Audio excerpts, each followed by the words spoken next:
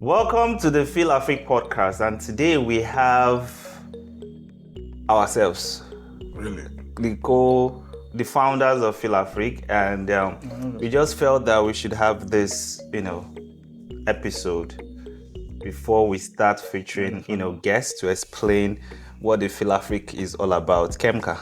Yes. It's like you want to introduce yourself first. Yeah, introduce yourself. So, Yes, so let's meet you. Let's meet you. What? Yes, your name. What's your full name? they use bedroom voice. I know you like my voice.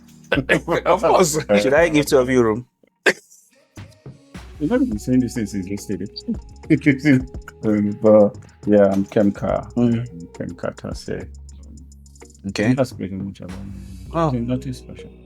Okay, we'll get back to the what is special about. Special and what is not So, what's your name? Yeah, I'm Patrick. Didn't of course, there's everything special. But okay, you're trying to be modest. Okay, so, and I'm Raphael Ezike, your host. So, so we go straight to it. So, what is FilAfrik? How did that name come about? I think Patrick should answer that because, I don't know, FilAfrik, like when people ask, if people ask now, what is FilAfrik? Pretty much. It's FilAfrik is coined from FilAfrica. Okay. Because the idea was, from the very beginning, had always been, how to project Africa, especially outside of Africa. And then in playing with the phrase FilAfrica, I went to FilAfrik and then changed the spelling, just to give it that unique name. So that's essentially how the name FilAfrik came about. Oh, okay. FilAfrica. Yeah, we are feeling Africa. Okay, that's what we have in shirt. Exactly, FilAfrik, experience Africa. Africa. Exactly. Okay. How do you feel there? How do you feel Africa? That's essentially what we're about. So what inspired this podcast? I know there's FilAfrik, right? So there's FilAfrik, the business. So what does the business actually offer? So I know you've said FilAfrik is about the African experience in Africa, but what is the business about? I know there's a business part, so we want the viewers to also understand the business part of it. So I think for the business part, so we say FilAfrik basically serves the businesses and entrepreneurs in Canada, right? At this time, yes. To help them get to their peak, in areas of media, communication, branding, funding, logistics, and pretty much everything business, how to navigate and scale, in a new country, because it's not easy coming all the way from Nigeria, Ghana, Cameroon, pretty much Africa, and you just come here and it's something new. We are trying to navigate everything. So that's why FilAfrik was, came to be, because we felt like, the African businesses actually need something to help them move forward, and we have the potentials and we have the reach to make it happen. But sometimes people are stuck in the idea phase, right? So they need someone to move them from that idea phase to realization. And it's more about also building our community, right? So we want our own people to also grow, to prosper, to do well, so that when in the next 10, 20 years, we can, have like top 10 African-owned businesses in Canada. So, yes. So that leads to the question of, so why now the podcast? Just like we've discussed in the past, right? There's usually that premium when it comes to getting some consultation from, those with experience in the field. But in a podcast like this, you literally would get some of those, because again, there will be things that you really need to, be in a masterclass for. But in listening to some of our episodes, getting to speak with successful entrepreneurs, those making, some measure of social impact around, Canada, you would certainly learn some ways to navigate, business decisions, for those who, like you rightly stated, who are still sleeping on their ideas.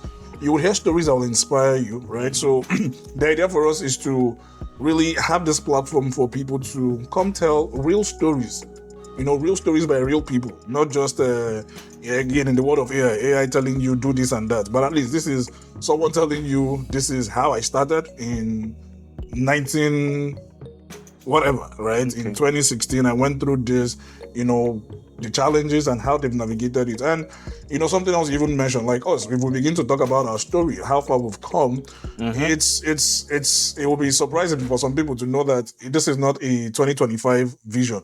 This is a 2020 vision that we kept on working on, trying to perfect things, learn lessons along the line, but here we are. And our story, for sure, it's something that can always inspire anyone. Okay, so I think you've actually delved into the next question I wanted us to clarify, which is the vision of this podcast and what personal experiences led to this podcast and to FilAfrik generally, the business part of it, the podcast, the event. So what personal experience, prompted you to think of FilAfrik, or prompted us to think of FilAfrik? Right. It's us. It's us, and rightly so, because to do justice to that would be a little background story, because story. In 2020, with all the lockdown and all, I remember going to work wearing my Ankara pants, and colleagues were like, "Whoa, love your funky pants." Oh, funky pants. I'm like, what's funky about my pants? Like, this is, funky, thank you, right? So, but then it didn't end there. And I think to now worsen it again, I now rocked the bumper jacket another day. And everybody's like, wow, this is so beautiful. And it hit me that, hey, what I'm so used to, like, it was my norm, like, again, had that, much attention, like people really wanted to. I'm like, oh, where did you get it from? Trust the modesty. Oh yeah, I got it from back home. And then some people will be like, can I also, and I'm talking, Canadians, Italians, several of my colleagues, and some of them too also from the Middle East. And it hit me that, wait a minute, there's a gap here. There's a lot about Africa that people need to not just hear, but literally experience. And that's how, the business started by, getting clothing for some of these guys, get them, how we do it, tailor-fitted. And then FilAfrik literally was bettered. And again, along the lines, realized beyond just the fashion sense of it, there's a lot more to Africa, than just fashion, even the food, right? I can go on as to how some of my colleagues would take the time off when we host some of the cultural events here in London. And they're like, hey, whenever that event is happening, just let me know. I'm going to book that day off just because I want to come try out the African food. The first one on their list is usually, they call it fufu. I'm like, guys, not every swallow is fufu. Fufu and jollof rice. They do that fufu. I'm like, guys, the jollof rice, some of them, they're like, there are different kinds. And again, we can go on that whole jollof war, who cooks better. Let's not start that. Let's not start that one, right? If we start that one now, Ghana and Nigerian jollof. We will never finish that battle. And maybe we can host a jollof war, here in Southwestern Ontario. Let's try and get this idea. Let's imagine an event where you just call different, should I call them caterers now? Yeah, sure. Come and represent your country. Ghana and Nigeria. Let's have a jollof war and let the people come and decide so that we can know that officially we have ended this war. Who is better? Every Nigerian will tell you the Nigerian jollof is the best. But then again, it's a whole lot to giving that African experience. And we all can attest to how much, we've been accepted in the community and how much people look forward to the things we push out there, because again, Africa is beautiful as a continent. Africans are also beautiful as a people, right? And the things that come from us, our music, like our style in everything, it's just best to help maintain, position Africa as it should in the minds of our host community. Yeah, true. Because I was actually surprised one day when when I first came to Canada and I was in the gym, and Right. the next thing, the Nigerian song, I think it was a Burna Boy song, just came online. I was like, Bro, I'm not- came on live, and I'm like, oh wow, Yeah. You guys played when the Prime Minister came to London. Precisely, one of the campaigns of Marcani, right? Just I think a few days before the election, his intro was, a Niger hit. I'm like, exactly, because oh wow, that's nice. from Rema, thank you. Oh, right? Rema, okay, nice. So it's we make things happen. We make things happen. So okay. Anyway, since we just mentioned Makani, so I think it's just appropriate to say congratulations to our new Prime Minister, Makani, and we thank God that we were there to, represent Nigeria and Africa, and welcome him on board. And we pray he does well. He does have great vision, Right? and we just hope the best for Canada because it's our home now. It is. And it is. through this FilAfrik initiative, we hope to also spotlight our own community to make us, look strong, make us look like, oh, it's not the stereotype, that they have about us. So basically, like you said, the food, the music, the culture, the business, the everything that we have, basically putting it Even in professionals also. Yeah, putting it in the faces of the people here in Canada. And also that will also help more people, motivate them to do more and know that, oh, anything is possible. So so Kemka, how should I put it now? What's your experience, with see what I'm facing in this place. Why is this Kemka looking at me as if he's looking like a young lady? I want to ask him a question. He's looking directly into my eyes and my lips. Like, let me manipulate the question. No, let me manipulate the I've even lost my thoughts. I don't understand. I don't want to know. Well, sorry. But Kemka, what's your background? Like, I think people should know, okay, who are these guys? They just came up, they started doing FilAfrik, trying to consult for businesses, say they have the solution in quotes. And is it just because they are in, should I say, in privileged spaces of being among, maybe some legislative, arms in Canada, maybe have some resources? Is it just about that? So what's the experience? I think, we need to have that background spotlight. Since we're going to we say our team, because it's not just us. So the team is going to be working with businesses. So the idea is also, if you have a business idea, you want to, run it at us, please feel free to send an email or, drop a comment and we will get back to you. So your background. Kemka is you I'm talking to. Yes. Why you always ask me this question? I don't even know how to start. Okay. Just start from middle and enter back and then come. Now go forward. Also, I'm a bit of here and there, but actually, I have 7 years experience in the developmental sector. Okay. Which has to do with providing quality and continuum healthcare service to the underserved communities. I've worked in project management and supply chain. Okay. I actually, should I say, have a huge experience in also supply chain management because I've worked with a lot of organizations such as Doctors Without Borders. Okay, where you were controlling the money. Like I think you were in charge of the budget of like $10 million or something. More than 10. Like let's not have an idea. Trying to play modesty. Well, no, this is not playing modest. People have to know the capacity. So, like, what's the budget of money you've actually? That's the aim of asking me this question. This is the truth of the matter. I like money. I like numbers. So let's say, what's in the project management with Doctors Without Borders? So what's the budget you've worked with? Anything. Okay, like a range. I know maybe because So of privacy and all that. For security reasons. No, these are donor-funded projects. So No, as in you manage the funds, right? To this. Oh, Okay. I can't really say it. okay, okay. Because these Okay. are donor-funded money. And in some countries, these are taxpayers' money. So you start mentioning and Oh, okay. so I can Okay. But the idea is that we are looking at millions of dollars. any figure you pick. Okay, basically, okay, you've worked with the Doctor Without Borders. Yeah, like I said, then before the Brexit, when I worked with DFID, and my last, the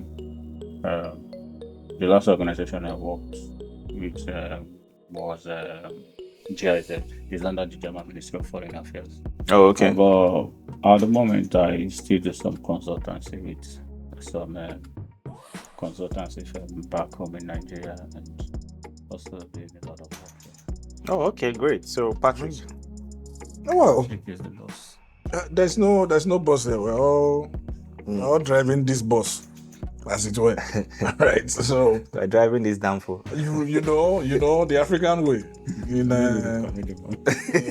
Now you could be conductor. Okay, Kemka is conductor. It's alright. It's alright. When I'm tired, I go with the money. So talking about my experience, I have my background would be in information systems management, and also I'm trained in marketing management as well. Why did you look me like this? Masters in marketing management. It's not training. Well, we do all the projects, and again, it helps, right? But then back home, I worked with an education consulting firm, rose to being the IT manager, and then again with the same within the same organization, and having also come here, I've handled several projects, both community projects and also even leading in communities, right? African communities, and it's been really helpful. It's also helped shaping the vision, help understand that, hey, Africa has to be put on the map as it should. Okay. Right? Yeah. Okay, I'll get back to you in the community part, but okay, for myself, I'll just say media and communications, branding, project management, and events, basically. So back home, worked with, 2 sitting governors on their media campaigns and for their different projects. And here, still doing the whole communications and media thing. So back to you about the community thing. Because, okay, is FilAfrik tied to a community? I think FilAfrik on its own is a community. Okay. Right? It's like you rightly mentioned, there's a business angle to things. Of course, we're also building a community of African entrepreneurs. So in that sense, right, we belong to all, and all belongs to all, or to us rather, right? So that kind of explains who we are. Like I mentioned, this podcast is not just what the FilAfrik brand is about. So we have the business part, we have, webinars. We've done 3 webinars before in person, and that's actually what brought about this podcast, because we can't be having events all the time, but at least we can have guests here share their experiences. And occasionally we still have the webinars where we have like a master class, you ask your questions one-on-one. But the podcast is basically to have those questions answered ongoing, like keep inflow of knowledge, so that we are enlightened, our community is enlightened, and businesses can prosper and grow. And like I mentioned earlier as well, if you ever need any help to run your business here in Canada, feel free to reach out to the team, and then we'll make sure to hop on a call with you and guide you. Final words for us, Kemka, you're the one next close to me. Your final words. Anyway, you guys should keep on watching these channels, and we'll be updating you guys every week, like you said. Every 2 weeks. Every 2 weeks. Every 2 weeks. Probably has other Probably plans. Contact for you guys. Probably yes. I have other plans, so I'll be unveiling the plans through the FilAfrik All right. YouTube channels. But I won't be alone. I'll be with these 2 guys. Okay. All right, Patrick, final words. Well, like Emka said, just share channels. Feel free to visit the website from time to time because there would always be updates. Because one thing for sure is we would always bring the best of people, right, on board to share their experiences on the podcast. And some of the information as to the things people can take advantage of course, would always be on the website. So I encourage everyone to visit the website. Yeah, www.filafrik.ca. Right. So, yeah. Okay, so guys, do subscribe, share, and let's get this community going. We want to make that impact in our community and grow that African experience and let people in Canada and around the world experience the beauty of Africa through our food, our culture, our businesses, and our language, like what makes us tick. And once again, watch out for more episodes. And if you want to start a business here in Canada and you want to hear life experiences, real talk, this is the channel, this is the place to be. We'll be bringing in guests who are not going to just be sharing comments, abstract comments, but basically real life experiences they've gone through and how they've navigated and and are thriving right now. So I'm Don Raf or Raphael, anyone, but basically my name is Raphael. I'm the host, and this is Kemka. This guy the warrior, so yeah, Very. Even outside here, the guy the warrior, guys. This is Kemka, and then you have of course Patrick. Yeah. So is there like a code, like a handshake will do to close? Code. Don't talk. No. Guys, watch out for the next episode. The next episode features an amazing guest, and we'll kick it up from there. Bye, guys. Bye. Guy, bye. Say something now.